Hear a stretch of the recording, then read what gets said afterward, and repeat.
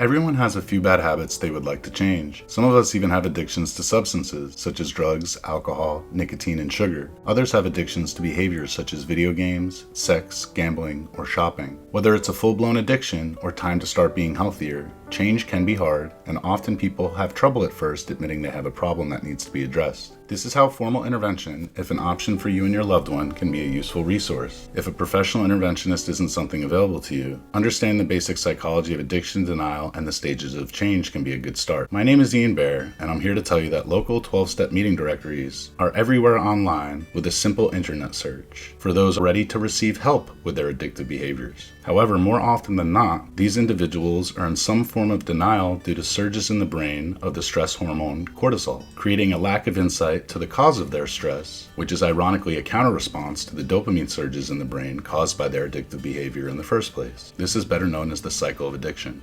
This denial, which is really just the brain's subconscious way of protecting its only source of dopamine, is why addiction is so hard to address. How can you solve a problem if you don't know there is one? In the early 1980s, Drs. DiClemente and Prochaska developed a 5-stage model of change which is still used today to assess those on the spectrum of addiction and recovery. The stages of change, also referred to as the trans-theoretical model, is basically a flowchart describing the process by which people overcome addiction and/or harmful behaviors. The stages are pre-contemplation, contemplation, preparation, action, and maintenance. Sometimes relapse is included as a maladaptive stage, reverting back to the pre-contemplation stage of change. Stage 1.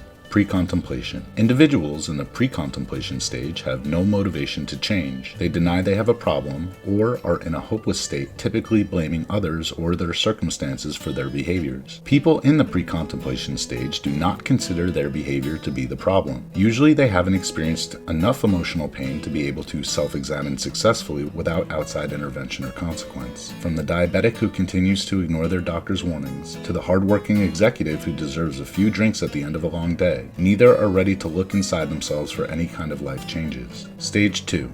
Contemplation. Those in the contemplation stage of change are more willing to consider that they have a problem, but are still not completely sold on it. So even though they are debating in their head about cutting back on a bad habit, there is still no real commitment to change. This is typically when the consequences of their behaviors begin to show but haven't reached a point where they can be ignored completely. Oftentimes at this stage, those unwilling to break through their denial will relapse back to the pre-contemplation stage and fall back even harder on their maladaptive coping strategies or behaviors to address the stress associated with a failed intervention attempt. Again, this is why it is so important to obtain a professional when dealing with an addict in the pre-contemplation stage and contemplation stages of change. Stage 3. Preparation. Individuals in the preparation stage have begun to overcome their denial and hopelessness about their bad habit and are now ready to work on making changes in the future. Often such individuals begin by trying to do it on their own, and sometimes they succeed, but many do not. So this is when the diabetic tries to cut down on sugar but with mixed results, and the alcoholic downloads a meeting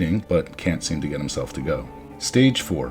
Action. Individuals in the action stage have committed to change and begun modifying their behaviors to change. They have learned from previous unsuccessful attempts and are now ready to seek help and create a plan for change and recovery.